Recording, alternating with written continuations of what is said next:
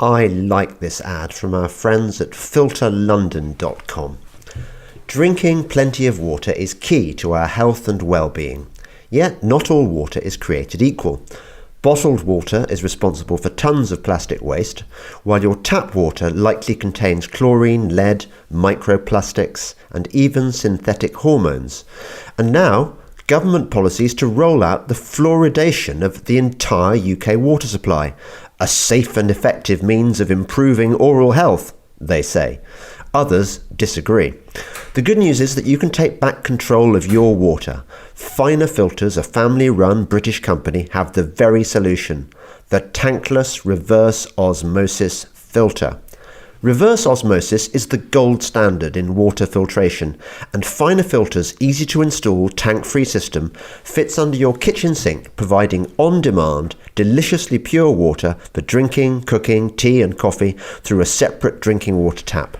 If, like me, you prefer your H2O without a side of chlorine, fluoride, lead and hormones, visit filterlondon.com now to secure your tankless reverse osmosis system from Finer Filters. This is London Calling. London Calling.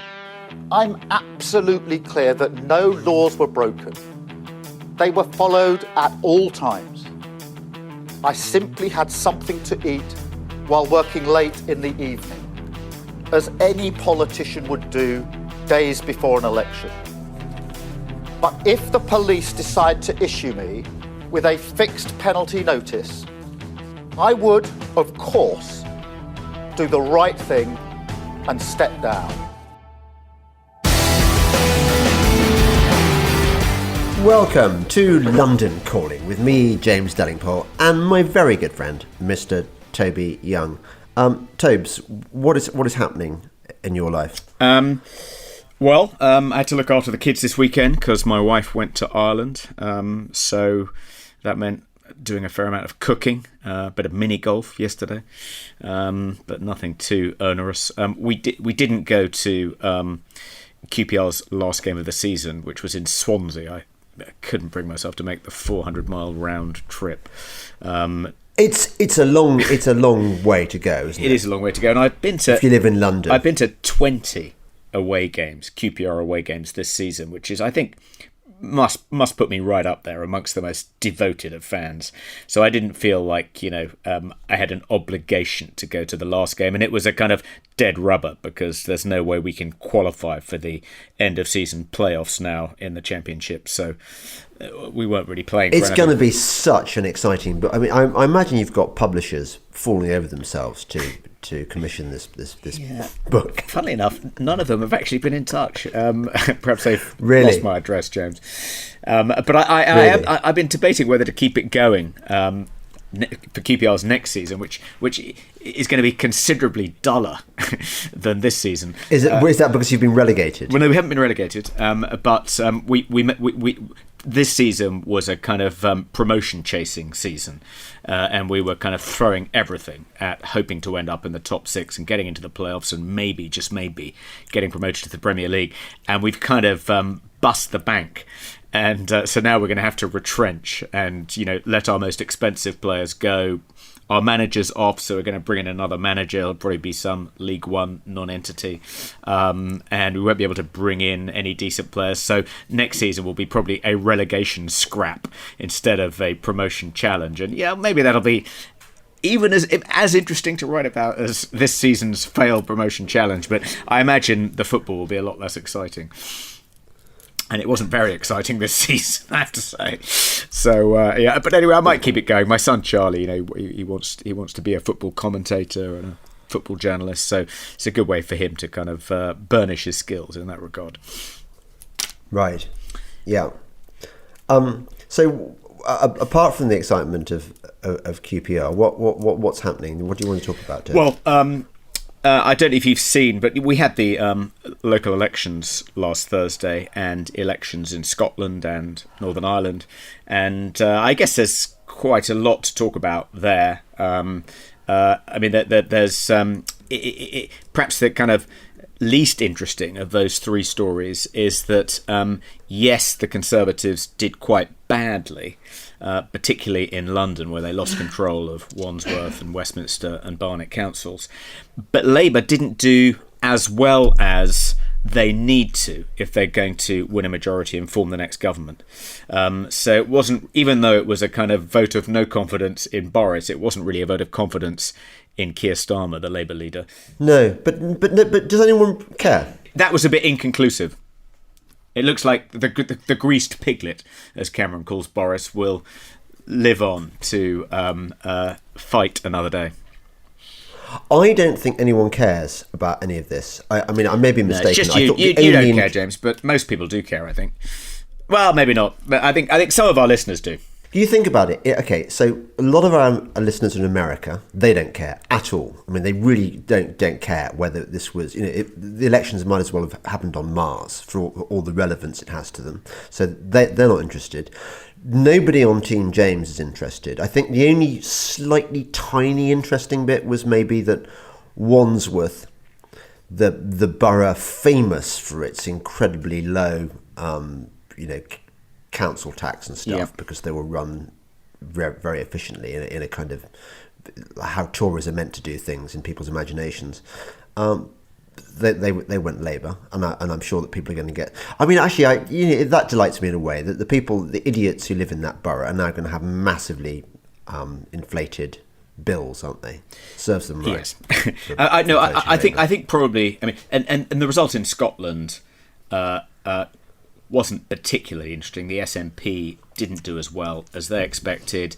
The Conservatives did badly, came third. Labour did slightly better than expected. So that suggests that the SNP's star is waning a little bit. But of course, Nicola Sturgeon has said... I reckon... Hold on, let me finish. Let me finish. Okay, and then I'll I was going to get on to the most interesting bit. But the most interesting result was the result in Northern Ireland, where Sinn Fein did so well that the next First Minister, in all likelihood, if another government can be formed in Northern Ireland, will be a Sinn Fein First Minister, and she has promised to hold a referendum on a united Ireland within 5 years. So now critics of Brexit will say, thanks to Brexit, we now have two schisms within the United Kingdom.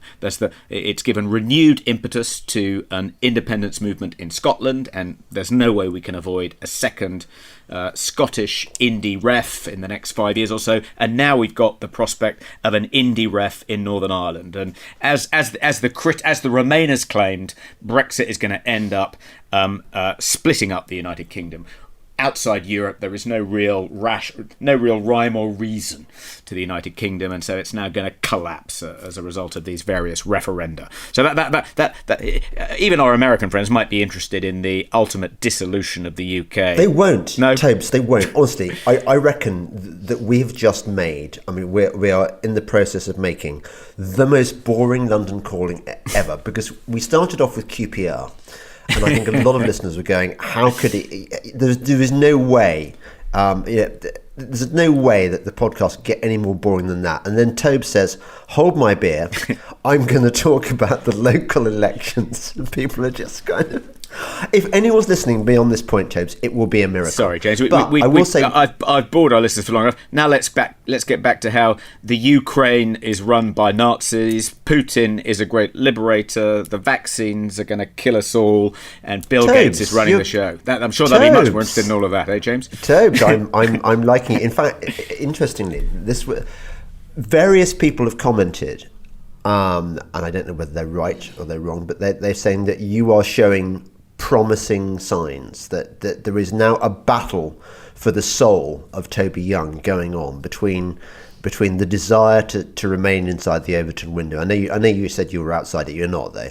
The desire to remain in the kind of to be acceptable to all your Fleet Street colleagues, and your desire for the truth. And we're all excited for you. We're all rooting for you, Tobes. We're all, you're sort of heading towards the finishing line, but can you cross it? I don't recognise this this sort of drama you've just described. I'm already unacceptable to my Fleet Street colleagues. I'm way outside the Everton window. Do you think I'm just not as far outside it as you. I think from your perspective, right, teetering on the far edge, anyone to the sort of to the left of you, even if they're to the right of Boris Johnson, you think of as kind of within the Overton window. But no, there was a piece in the Sunday Times this week by Matthew Said. I don't know if you follow him. He's not a bad columnist, written a couple of best-selling books. And he described lockdown skeptics as a cancer that metastasised throughout the British media. That's the mainstream view, James. That's the mainstream view. The Sunday Times is not a serious newspaper. Matthew Said is not a serious journalist. I mean, he used to be firmly within the Overton window. Play ping pong or something. He was an absolute nobody. He wrote a book about who ping pong, got promoted because he writes that kind of bland vanilla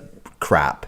That, like squishy centrist or left of squishy centrist, which seems to go down well with whatever's left of the Sunday Times' diminishing readership. But no one with any understanding of the world even touches the Sunday Times, let alone starts quoting their half-baked columnists. It just doesn't matter anymore. Well, that may be so, and maybe it is true. Honestly, I think I'm right. I think it still matters. Trust me, I think it still matters, and I do think that is the kind of mainstream view of it doesn't of lockdown. You think about it. You think about when we were young men, a long time ago, and you would go away for the weekend, wouldn't you? In people's agreeable country houses, or perhaps their parents' agreeable country houses, and Sunday morning would come round. And there would be a rush to, who would volunteer to make the drive or go the walk to the newsagent, where you'd bring back a Sunday Times, a Sunday Telegraph, Mail on Sunday for the kind of tabloid element, and it actually people would sit around drinking coffee, maybe doing the crosswords, and absorbing everything that was in those newspapers. Nobody does that anymore. I mean, just nobody. They just don't matter. That's the thing. Yeah. Can we talk about Beer-gate, James? I think that is quite amusing, and that may amuse even our American. Well, it is. It's particularly amusing given certain factors.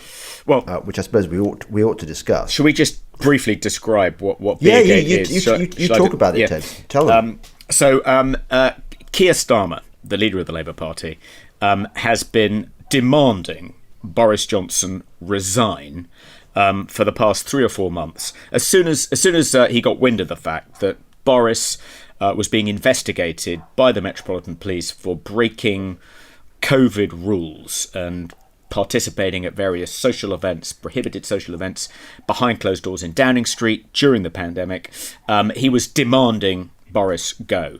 And when Boris then got a fixed penalty notice from the police, i.e. he'd been found guilty of breaking the rules on at least one occasion, then, Keir Starmer raised the volume. He's got to go. You can't have a Prime Minister breaking his own laws. This is a disgrace. This is a new low. There's got to be a change of government. He's got to resign. It turns out that Keir Starmer also entertained friends at a social event in Durham during one of the lockdowns, and had a curry and a beer, and he claimed it was a working meeting, but this Sunday, the Mail on Sunday produced a memo showing that actually it wasn't. It was a social occasion. There was no planned work after it. And he's now being investigated by the Durham Police for breaking COVID rules. And he's sort of hoist on his own petard. He has no choice now. I mean, maybe he can get away with not resigning just because he's being investigated before the police decide whether or not to slap him with a fixed penalty notice, though he did say that Boris should resign just because he was being investigated before he'd been slapped with a fixed penalty notice. But if he gets slapped with a fixed penalty notice, I think he'll have no choice but to resign. He'll be hoist on his own self-righteous petard, and I'm finding it rather delightful. I mean, I guess but the broader context is, as I'm sure you were about to point out, James, is that clearly neither Keir Starmer nor Boris Johnson believed their own propaganda, their own COVID propaganda, for a single second. it was designed for the little people, and they thought that they were perfectly capable of making their own risk assessments and judging whether or not what they were about to do was going to endanger people's lives, and decided, no, it's fine for us to break the rules. The rules aren't for us, they apply to other people. Now, with Boris, that's kind of priced in. But with Keir Starmer, he is Mr. Rules, so it's devastating to him. Yeah. I certainly disagree with. I mean, the sort of the fashionable hot take among conservative columnists, and I've read quite a few of them saying this, is, it doesn't really matter. Why are we being distracted by all this stuff? It's water under the bridge, and it was only a few beers and stuff. And the point I think they're all missing is that Keir Starmer was as you said, was even more enthusiastic about lockdown than Boris was. He whipped his party into voting with the government on this issue, so that there was no question of Labour rebelling against this draconian government policy and showing themselves to be the party of reasonableness and liberty. No, he wanted even longer, harder lockdowns than Boris.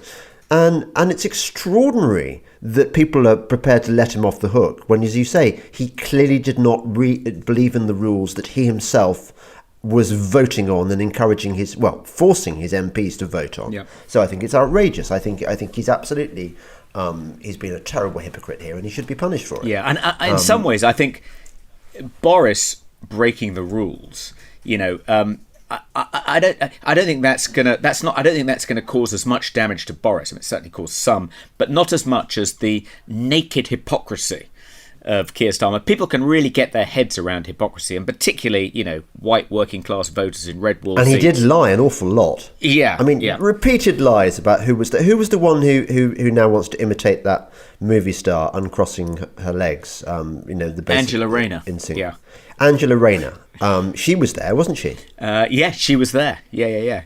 Which is extraordinary. And they've been wagging their fingers at Boris now for 3 or 4 months, kind of saying what a scoundrel he is. How could he break the rules? How could he endanger people's lives? How could he set such a poor example? He really has to go over this. And now it turns out they were doing exactly the same thing, but in Durham, not Downing Street.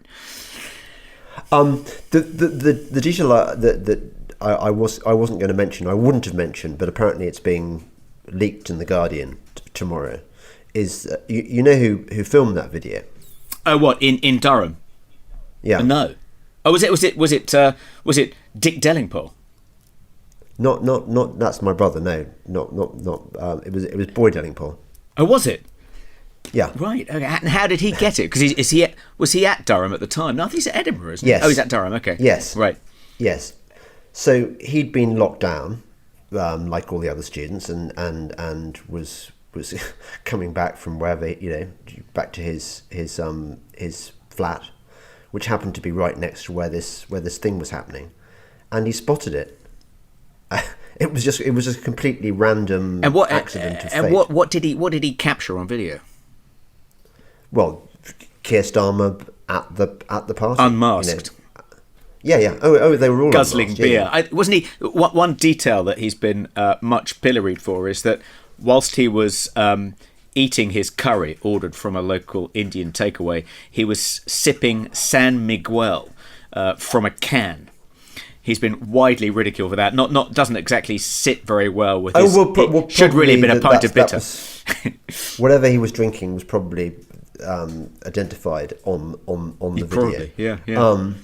But yeah, it was one of those weird coincidences. I mean, it wasn't a party political thing. It wasn't like let's get Labour. I mean, any MP would have, if it had been a Conservative MP, they'd have got the same treatment. Right. And we better hit. Well, I'm looking, and the Guardian are going to break that story tomorrow that it was Ivo Dellingpole that. I hope they're kind. Right. But they probably won't be, given who his father is. It probably won't be too bad. No.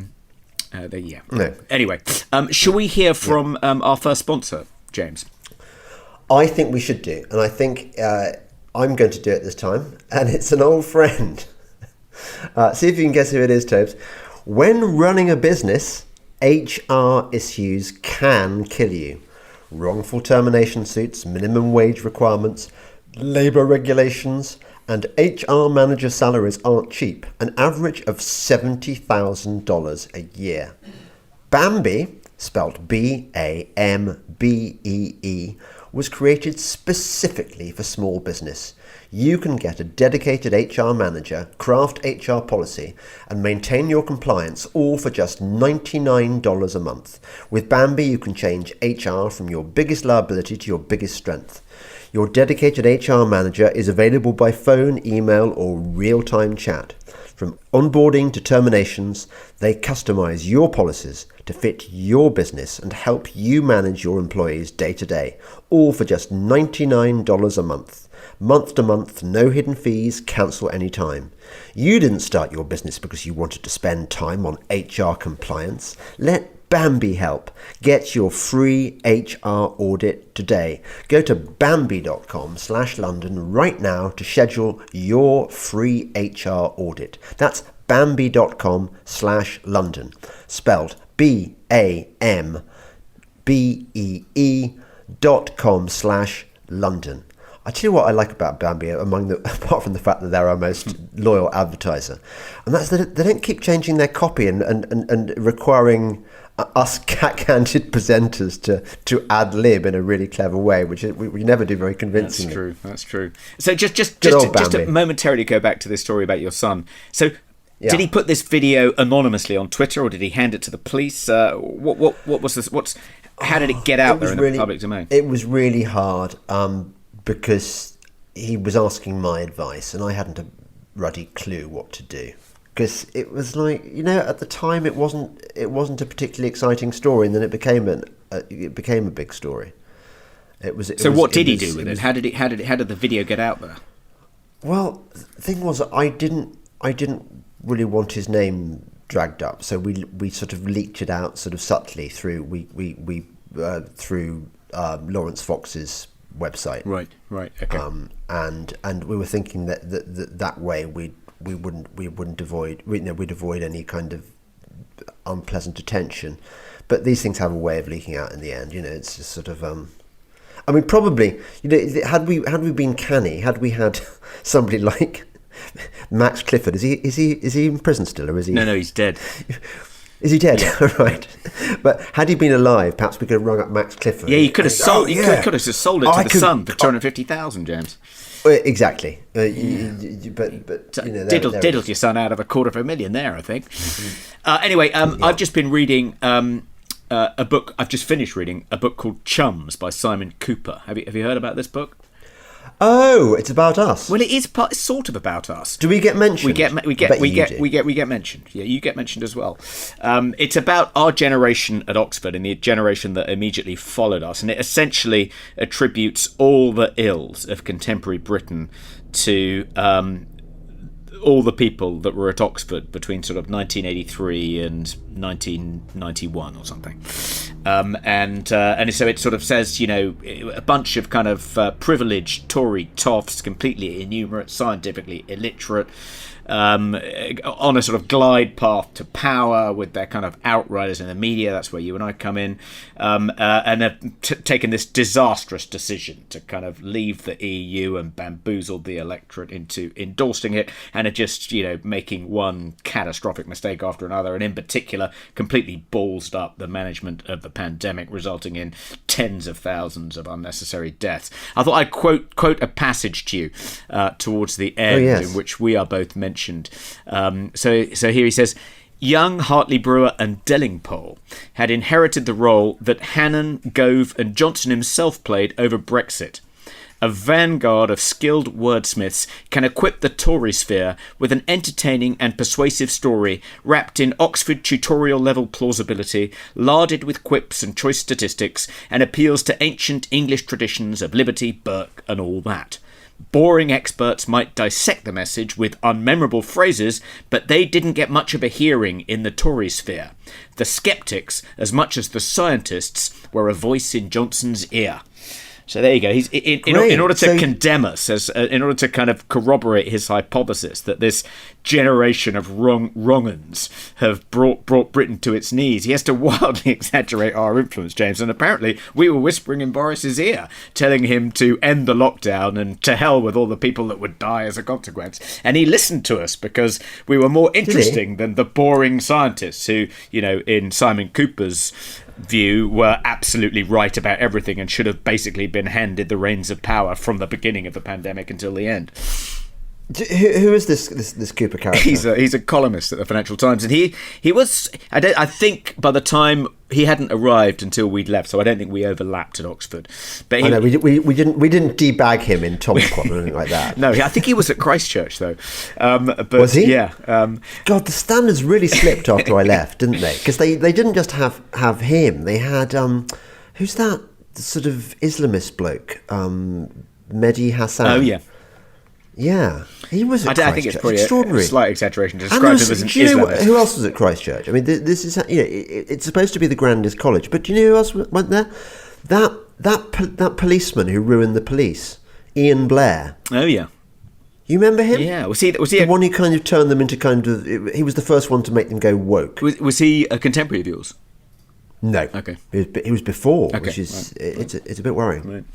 But I mean, but I'm glad that we're skilled wordsmiths with such influence. Yes. I had no idea. I didn't think Boris ever read anything we ever wrote, but apparently he does, according to Mr. Kuper. I mean, no, he did. He liked the porn scene in my my novel Thinly Disguised Autobiography. Oh, okay. I remember him telling me once at a party. Oh, okay. Oh. He and coming from Boris, I mean, Boris is quite a connoisseur of shagging, isn't he? Yeah, well, that's high praise indeed. You could have stuck that on the cover of the paperback. Yeah. So I mean, we often hear this, this hypothesis. I mean, Simon Kuper's not the only one to advance it, that, Britain is handicapped by its class system, which stubbornly refuses to die, and all these Tory toffs have been in power for far too long and keep making these catastrophic errors, and it's the reason the country is in such an unholy mess. I mean, I think there are various problems with this hypothesis. I mean, the first is, Simon Kuper appears not to have noticed, but the Tory toffs really aren't in charge anymore. I mean, okay, in Downing Street, maybe the top guy is a Tory toff, and maybe there are one or two old Etonians hanging about. But for the most part, if you look at the civil service, particularly the Foreign Office, if you look at big corporations, the public sector, the Tory toffs have long been ousted, defenestrated. They're no longer in charge. All those corporations have kind of embraced kind of diversity, hiring, quotas for women with a kind of huge enthusiasm. Even Oxford and Cambridge. Oxford is kind of one of the villains of the piece in his view. But only if you look at the last data set for Oxford admissions, only 32% I think went to private schools compared to 60% plus in our days. So our society has become much more meritocratic than it was, and the really interesting paradox, which he of course doesn't address in his book, is, well, if the kind of rule of this caste of kind of rule breaking, lazy Tory grandees was responsible for all Britain's ills. Now Britain has become much more meritocratic. How come things have got worse? Those were the people in charge when we had an empire on which the sun never set. If they're so hopeless, how did they manage that? And why have things actually got worse since they've largely been pushed out of power? That's one of the very many I just think shortcomings of this hypothesis. Yeah, well, but what I said about the Sunday Times, but just it's completely irrelevant. I think also applies to books like Andrew. Is it Andrew Kuper? No, Simon Kuper. Simon, yeah, whoever. I mean, Andrew, Simon, Dominic. Ratio doesn't really matter, does it? he's no one cares what he writes. No one's going to read this book. But the thesis belongs to the old world that, well, certainly Team James no longer believes in, where things like class and race and sex, or gender as it's now called, and sexuality, these are just kind of they're there to create division. and to distract us from far more important things. I mean, actually, I meant to pick you up on this. The thing about Sinn Fein, I mean, okay, so the story that's being reported in the newspapers is, the party of the IRA is now dominating in Northern Ireland. But that's not the real story. The real story is that in Northern Ireland, it doesn't matter who's in charge. Northern Ireland is now introducing these measures to drastically cut the number of cattle that you're allowed to have, that the livestock you're allowed to support, all in the name of climate change. And you're thinking, hang on a second, who's making these decisions? Who's forcing through this green nonsense at a time when you've got approaching food shortages? Why aren't we talking about this? Why are we being distracted by the theatre of Sinn Fein winning a few more votes? It doesn't matter. We've got in this country, well, I suppose Northern Ireland is part of this country, but whether it's in mainland Britain or in Ireland, you've got these measures which are happening regardless of who's in power. Things that are absolutely against the interests of Labour voters and Conservative voters and Sinn Féin voters. It's as if the political parties don't really matter anymore, if they ever did, because the policies that are being forced on us seem to be separate from whoever's in government. Well, I find that much more frightening. Yeah, I guess in Northern Ireland's case, it's that there hasn't been a government in Northern Ireland for some time, because any government depends upon a kind of power sharing arrangement and requires the consent of both sides, and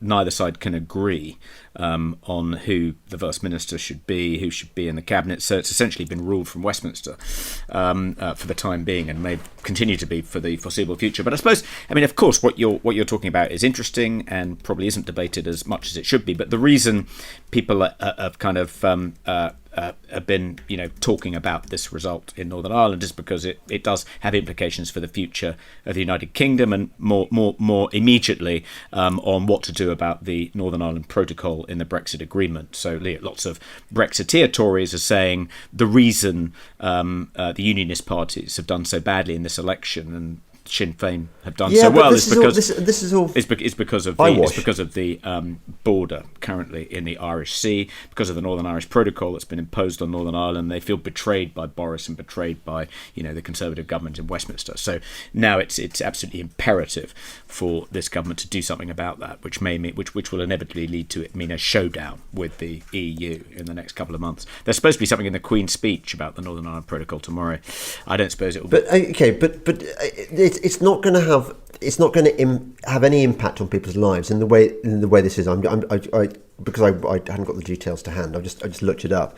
It says Northern Ireland will need to lose more than 1 million sheep and cattle to meet its new legally binding climate emissions targets, according to an industry-commissioned analysis seen by The Guardian. This large-scale reduction in farm animals comes after the passing of the jurisdiction's first-ever Climate Act. Who voted for this? Nobody wanted this stuff, requiring the farming sector to reach net zero carbon emissions by 2050 and reduce methane emissions by almost 50% over the same period. And by uncanny coincidence, you had the release of that story about some Prince of Wales prize thing, Eco Prize, where one of the prizes was given to somebody who'd invented masks for cows that apparently they could belch their methane into them and it would reduce carbon emissions or some such. But it's like, this is serious. This is going to dramatically affect the farming industry. And here are separate analysis by the UK government's climate advisors suggests chicken numbers would also need to be cut by 5 million by 2035. Well, what's going on here? It's mad. It is mad. Did you mention that this royal prize? Did you see that in the past week both Prince William and Prince Harry have been kind of thumping the climate change drum? So Prince William, who's the patron he's such a prat, isn't he? He's a BAFTA patron.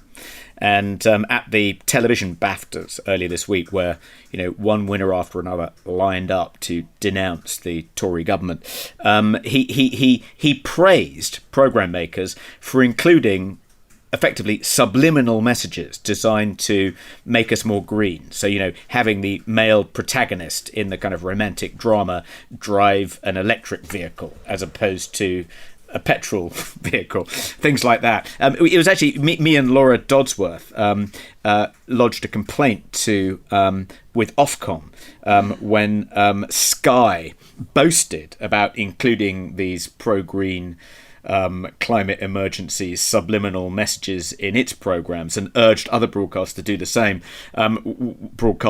same. We complained to Ofcom that this was a breach of the broadcasting code, which actually does prohibit the use of subliminal messaging for kind of political purposes. That's supposedly not allowed, but if it's climate change, then it's fine. That was essentially the reply we got from Ofcom. Yeah, this isn't political, so it's okay. This is something everyone agrees about this, so it's fine. Anyway, so there you have Prince William, our future king, praising broadcasters for essentially trying to brainwash viewers of television programs into becoming into embracing net zero.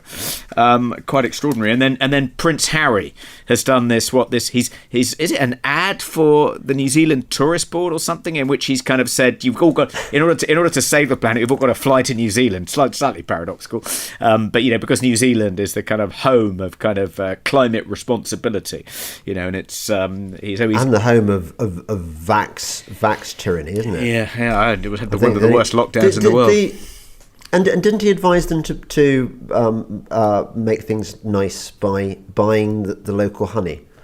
I think he said buy some honey instead of sleeping with the local honeys. Yeah. I know your answer is going to be no, Tobes, but when you see stories like this, do you not think that the monarchy has had its day? I mean, any hope we might have had that William would not be like his ghastly dad? I mean, well, let's revisit that question when his ghastly dad has been on the throne for 5 years. I mean, no, that would be the end. It's like. I mean, it may be enough to persuade me that let's give World War II 5 years before we form a judgment on whether it's a fun thing or not. No, I'm not sure he'll be. I think we know it's going to be. I'm not sure it's going to be catastrophic. World War II, more like the Falklands. But anyway, let's. By the way, Tobes, as we speak, the story has broken in the Guardian. Oh, about your son. It says, here's the first paragraph: the potentially career-ending video of Keir Starmer drinking a beer in Durham was filmed by Ivo Dellingpole, the student son of the Breitbart writer James Dellingpole. Well, they got that right. I don't write for Breitbart anymore. Yeah.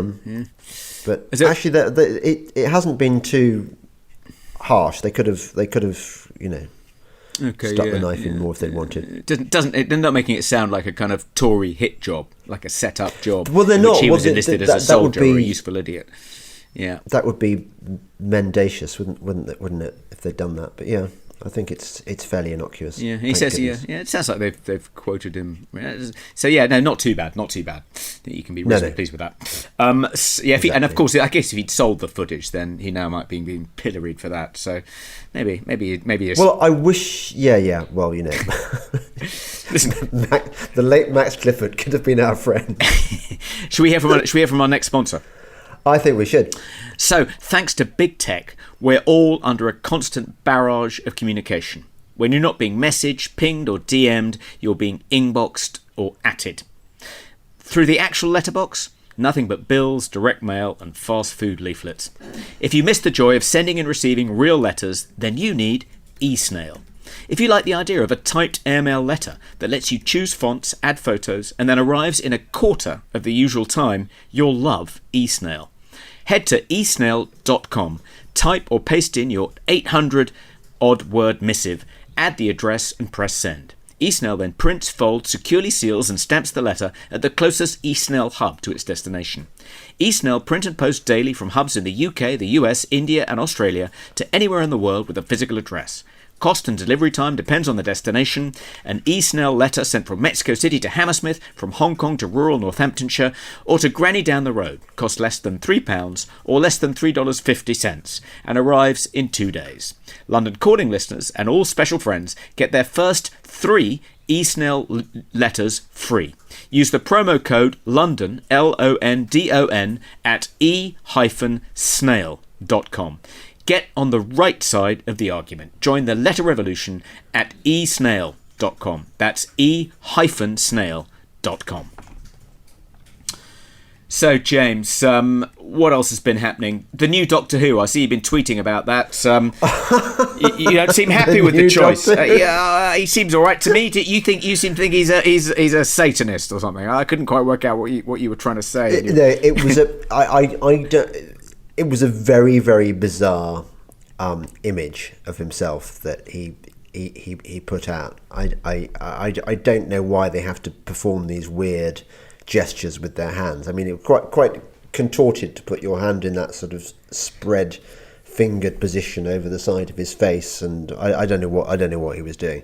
I thought it was satire when I first saw the photograph of the new Doctor Who, but it's not, is it? He's from In-Betweeners, I think. When you say they, I don't know why that. You mean actors. You don't mean actors. Yep. Yes. Yeah. Actors. Well, no, and not just actors. Actually, it's also pop stars. They all throw these strange shapes. It's not supposed to be a kind of. Is it supposed to be sort of an inverted gang sign? It's not. Is it sort of something in the same ballpark as sort of putting your fingers down over your face? I don't know why it's become such a popular pose, but I remember once being in at the Cannes Film Festival promoting How to Lose Friends and Alienate People, the movie, with Simon Pegg, and we were being photographed together on the cross set. And I said, should we make gang signs? He was like, no, let's not. And he was quite right. Do you know how to make gang signs? Well, I sort of vaguely kind of hold up a kind of W sign for West London, with my right hand, I suppose. Yeah, but, I'm sure that if you showed those to the Crips and the Bloods, they'd be none the wiser. They wouldn't be going, Toby's down with us. Yeah, if I run across the wrong group from kind of North London and I missed. Well, I suppose if I run across a group of members of the West London gang, the West London Massive, whatever they're called, and try to make a W with my fingers desperately to avoid being. I don't suppose it would cut much mustard. Anyway, why don't you like him? Have you seen him in the In-Betweeners? I've never seen him before. He was new to me. I thought Hugh Grant was going to be the next. No, I didn't. I said nothing about whether I like him or dislike him. It was just the holding his fingers over his face that. I think what my tweet said was something like interesting pose. What's he trying to tell us? But no, am I right in thinking he's from Rwanda? I don't know. Is that right? I think so. Right. I mean, it's so obvious, isn't it? I mean, if you'd had to put money on who was going to be the next Doctor Who, and would it be a white old Etonian or a black actor from? Is he gay as well? I don't know. I think people were suggesting he might be. James, he might be an old Etonian. That one of the. I don't think he is an old Etonian. Or actually, he might be. Because I mean, Trendy Hendy, the hideous headmaster who's been there since 2015, has so wokeified the school that actually it is the kind of place that would produce the new Black Doctor Who. But no, I just think it's a fairly obvious choice, isn't it? That the next Doctor Who had to be black. I'm just surprised he isn't disabled as well. It doesn't trouble me in the same way that it kind of irritates you. No, but do you know why, Tobes? Because you're the same kind. You're the kind of person who says, well, on balance, I always believe it's cock up rather than conspiracy, and you think that this is a kind of an intelligent, urbane remark. But if you think about it, you can sort of see the argument for why James Bond shouldn't be played by a black actor or a black actor. I mean, the argument would be that, Ian Fleming created the character and he was a kind of old Etonian scion of a kind of landed Scottish family, albeit orphaned. And so it's very much at odds with the kind of literary source. But in the Doctor Who can regenerate as a woman, as a man, doesn't have to be kind of one ethnicity or another. So it kind of there's more flexibility, isn't there, when it comes to Doctor Who? I mean, I stopped watching it, have to say, decades ago, so it doesn't really bother me. But do you know what that debate is? It's a bit like a combination of the QPR and the local elections, and they've merged into one to make this uber boring subject. I think I do think you have a tendency to think that if you're not interested in something, or if someone challenges your point of view, you just shout boring. It's actually one of the points that Simon Kuper makes in Chums, James. How many times? Just let me finish this. In Chums, Simon Kuper says that one of the kind of ways in which Oxonians of our generation exhibit their fundamental lack of seriousness is that they think that describing something as boring is a kind of killer knockdown argument. And he says, this is absolutely typical of our generation, James. He's bang on the money there. So you see, you agree with him. I thought that was yawn. Yawn. Yeah, because I do. You're a privately educated member of the Oxford Chumocracy. It's one of those debates that I'm sure that the Sunday Times would be running and thinking it's relevant, and everyone else would be just not reading it. Yeah, James. Before we hear from our next sponsor and get on to Culture Corner, we haven't met. What about U2? Are you going to mention U2? I think one should. U2, the band. Have you not seen this story? No, I was going to mention Roe v. Wade. We haven't talked about that. We should probably talk about that. We haven't talked about that, but just briefly, let's mention U2. Yeah. Doing a special gig in Kyiv, as we call it. Oh yeah. Underground. Oh yeah. On the metro. Okay. I think I've always thought that U2 were a bunch of complete prats, but I've completely changed my view. I mean, the heroism that must have been required to do that publicity stunt in war-torn Kyiv, just astounding. I think they should all get orders of Lenin or whatever it is that they give you in Ukraine. But wait, Order of the golden chicken or something. Why don't you be? I take it you're being sarcastic, but surely it does require a little bit of bravery to go and perform in Kyiv. Nah. I mean, okay, it's safer now than it was, really 4 weeks ago. But there are still. No, I think all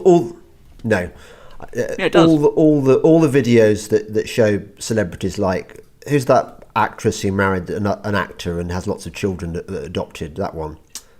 She's annoying as well. Oh, Angelina Jolie. Yeah, she went there, Angelina Jolie. But she was, didn't she almost killed by a bomb?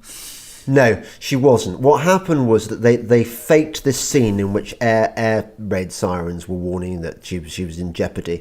And what completely gave it lies, if you look at the footage, you've got somebody dashing in front of her and posing for a selfie with her as she supposedly. You don't stop for selfies when you are in fear of your life, desperate to hide from cruise missiles. You just don't. It's all fake, Tobes. It really is.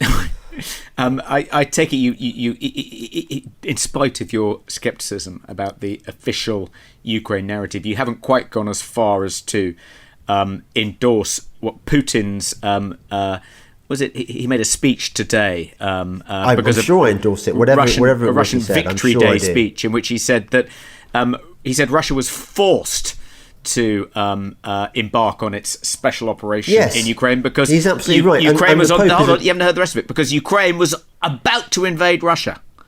Yes, you believe it was about to invade Russian territory, wasn't it? It was going to go and enter the Crimea.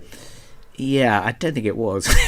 I think it was. And also, the Pope, uncharacteristically, is on my side on this one. He too has broken the internet by suggesting, stating correctly that NATO pushed Putin into this scenario. So yeah, I've got. I wouldn't normally cite the Pope in my defence, but on this occasion, yeah, okay, he's right. Listen, we should briefly discuss the leak of the Supreme Court discussion about Roe v. Wade and likely decision, although I gather it isn't final yet. We haven't talked about that, have we?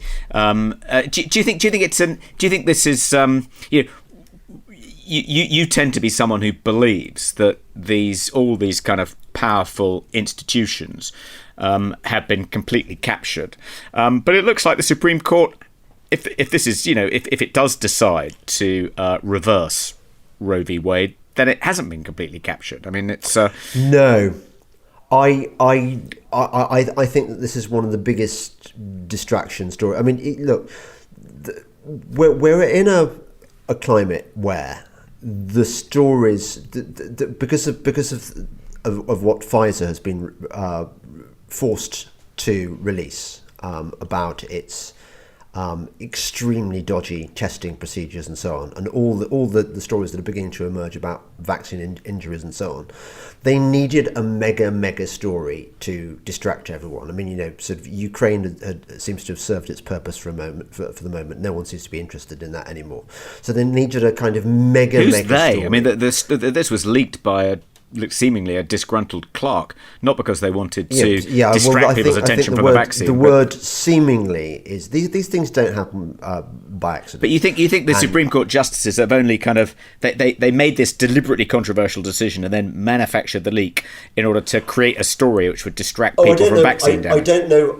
I don't know about the actual the process which led them to be considering Roe v. Wade. I don't know about the timing or anything like that. I do know that the leak was because these leaks don't happen. I mean, I think this is unprecedented. Well, it is. I mean, that's why it's so shocking. For the Supreme Court, for a story like this to leak. And it was okay. So the true part is yes, it was clearly leaked with a view to getting all the activists, all the sort of pro-abortion activists, up in arms and to kind of essentially bully the justices to change their decision. Yeah.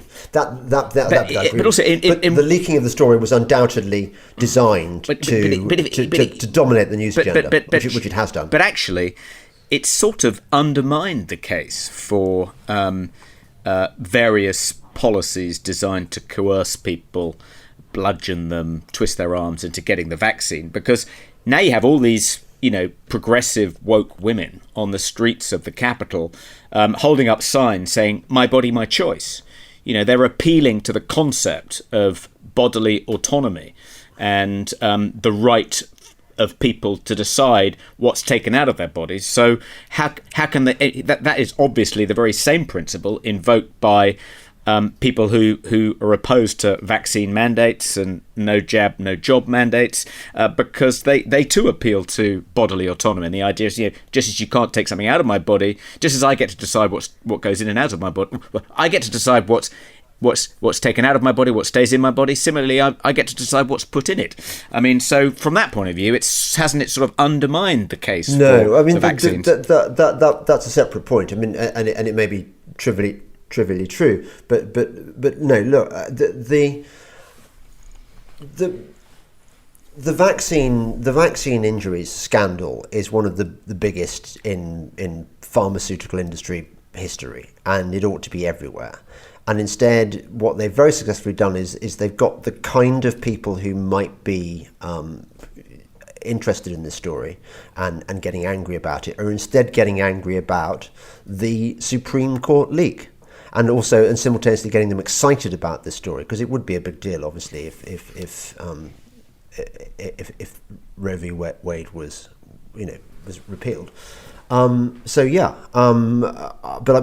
I don't think for a second that this is anything other than a distraction. Well, a leaked distraction, deliberate. Should we hear from our final sponsor, James? Yes. Here we go. There are two sides to every story. But if you want to hire great talent for your business faster, there's just one way to do it. You need Indeed. Indeed is the hiring platform where you can attract, interview and hire all in one place. Instead of spending hours on multiple job sites searching for candidates with the right skills, Indeed's a powerful hiring partner that can help you do it all. Find great talent faster through time-saving tools like Indeed Instant Match, assessments and virtual interviews.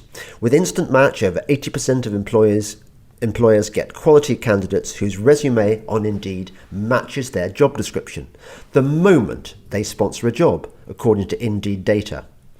One of the things I love about Indeed is that it makes hiring all in one place so easy. Candidates you invite to apply through Instant Match are 3 times more likely to apply to your job than candidates who only see it in search, according to US Indeed data. With Instant Match, as soon as you sponsor a post, you get a short list of quality candidates whose resumes on Indeed match your job description, and you can invite them to apply right away. Even better, Indeed's the only job site where you can pay for applications that meet your must-have requirements.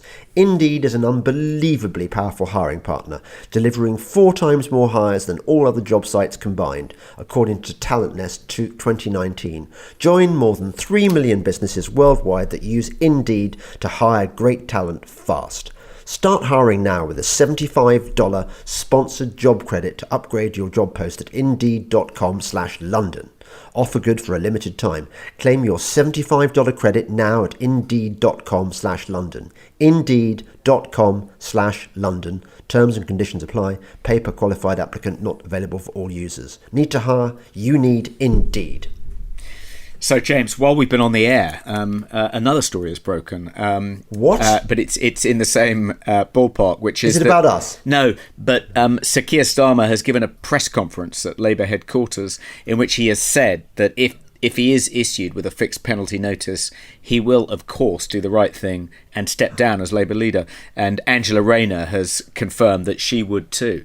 So that's kind of interesting because, well, first of all, it's a hell of a gamble.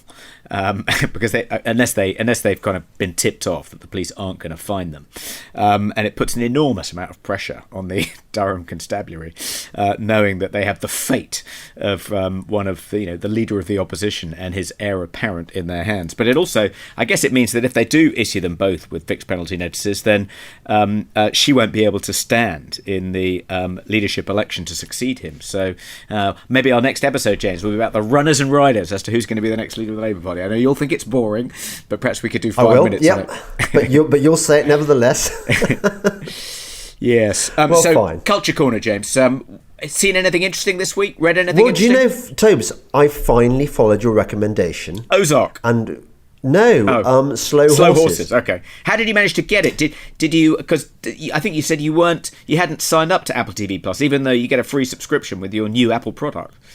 What I did was I just pressed the button that says 7 days free thing. Right. I mean, yeah, I am eligible for longer term, but anyway, whatever. What do you think? I think that Slow Horses is really, really good in that, you're right, the author, Mick, is it Mick Herron? Yeah, Mick Herron, yeah. He's definitely the heir to Le Carre in terms of atmosphere and characterization. I mean, I thought that the incredible cast. Yeah. I mean, you've got Gary Oldman, you've got Kristen Scott Thomas, Mm-hmm. you've got Jonathan Pryce. Mm-hmm. All really good, and it reminded me of the quality of those early Le Carre adaptations that the BBC did in the 70s and the 80s. And I thought it was probably a bit better than the Ipcress file adaptation recently on ITV. Oh, way better. And actually, one of the things I liked about it was it had a sort of down at heel feel about it, and I think a lot of these dramas these days, they're a bit too high gloss. I mean, Ipcress file particularly was just too painstaking in its homage to the era, and it was like so lovingly recreated that it came across as fake. Did you not feel that? They'd almost tried too hard. Yeah, and it, like look how late 1960s we are. It's just like watching the original Ipcress file, except it's not. I mean, I thought it was perfectly okay, but just not as good as Slow Horses. I think is exceptional. Slow Horses is really good, but I wanted to raise one point with you, and you must have known this was going to really annoy me. Where the premise at least in the first episode, which is the one I've seen, is that some far right extremists have called something like the Sons of Albion have captured an innocent Muslim student, and they're going to behead him live on the internet. And you're thinking, well, is this likely? When did this happen? Has there ever been any hint of a semblance of a threat from the supposed far right? And you're thinking, why is this author sort of repeating these silly sort of Guardian style talking points about how the far right is a threat, when it's clearly not? Well, I mean, I agree with you up to a point. I mean, that irritated me too. And clearly, there are the security services have been much more preoccupied with those kinds of plots from Islamic extremist groups than from far-right groups. But there is a twist in episode 2 or 3 that makes that premise, that kind of plot device, much less woke than it seems. So without wanting to give away any spoilers, I think you'll be less irritated by episode 3.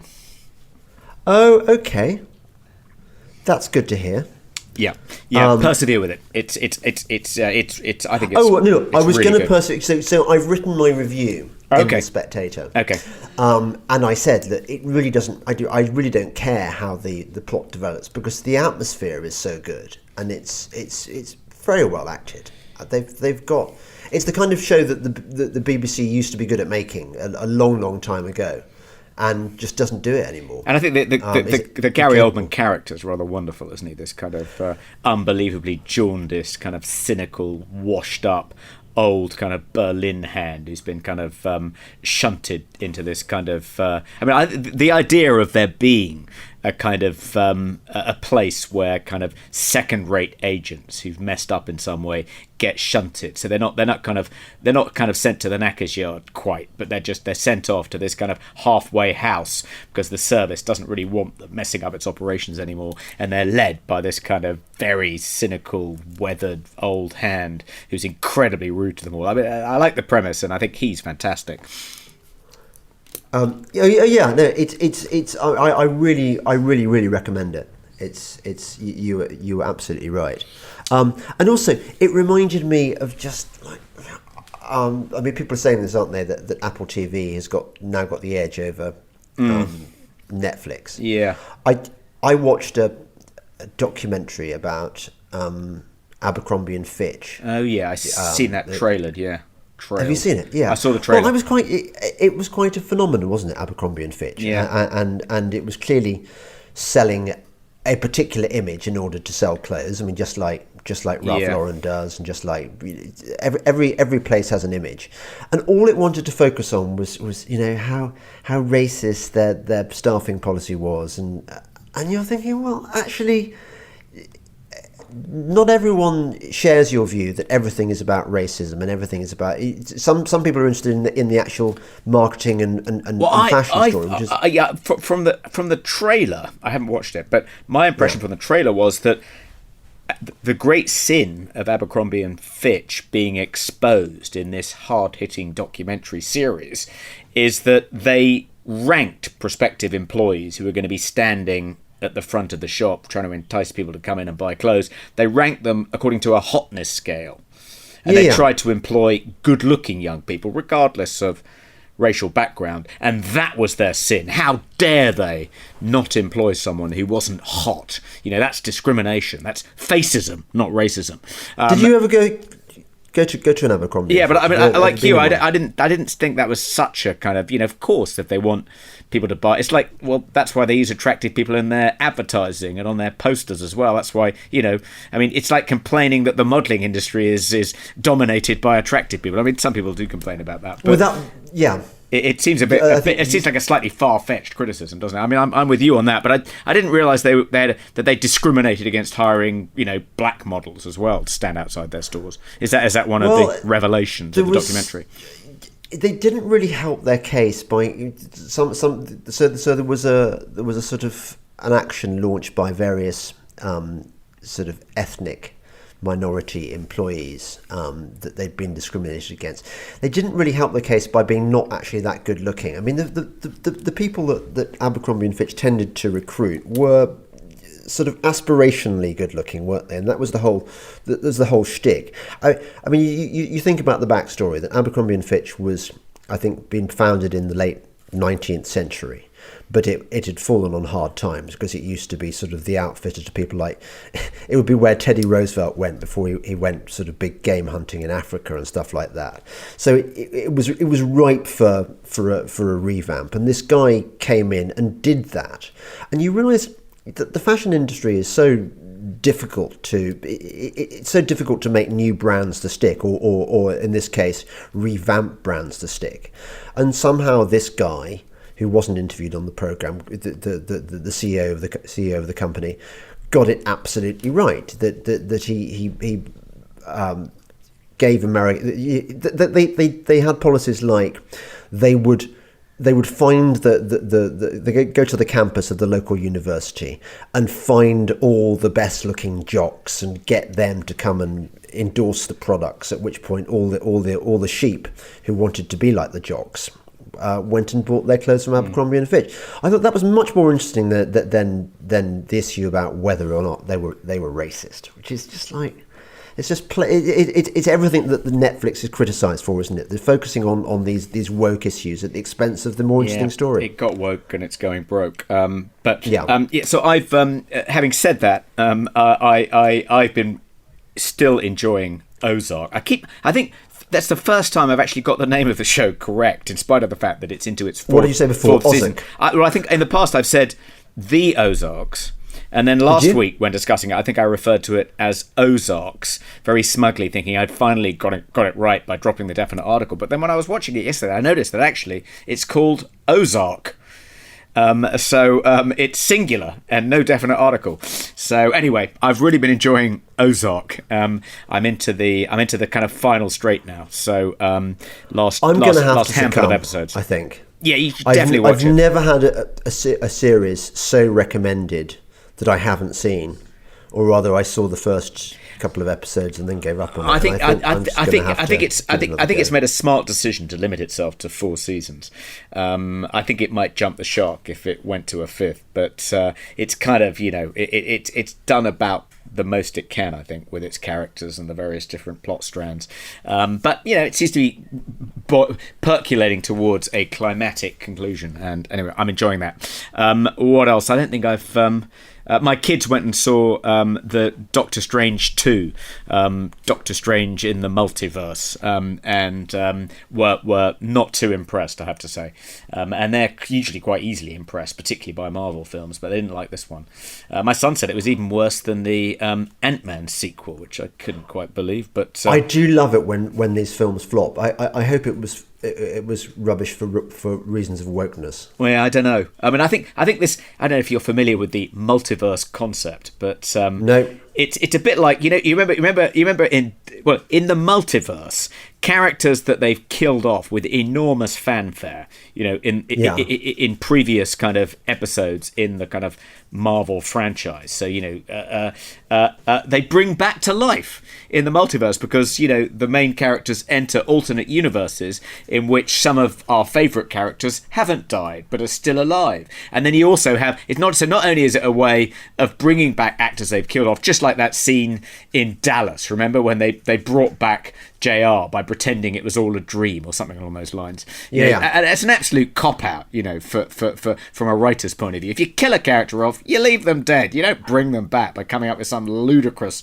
plot device to revive them. And that's what the multiverse concept feels a bit like. But also, it's a way of bringing in superheroes from other universes. So, from the DC universe rather than the Marvel universe, or from characters that are jointly owned by Sony and DC, or Sony and Marvel rather than exclusively by Marvel, like Spider-Man. So anyway, I think they're a bit fed up. They kind of sense, I think, that the story has been told now and Marvel has run its course, and now they're just kind of desperate to rehash old characters and old plot lines and dress it up as kind of in this multiverse concept. So I think my kids are finally beginning to tire of the Marvel universe, which I think is probably a good thing.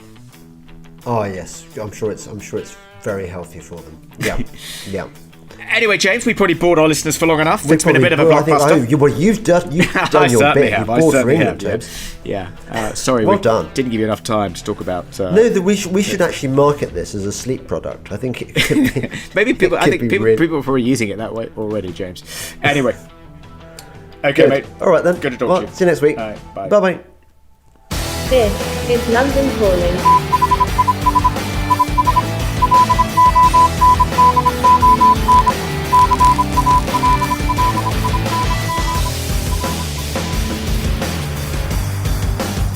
Ricochet. Join the conversation.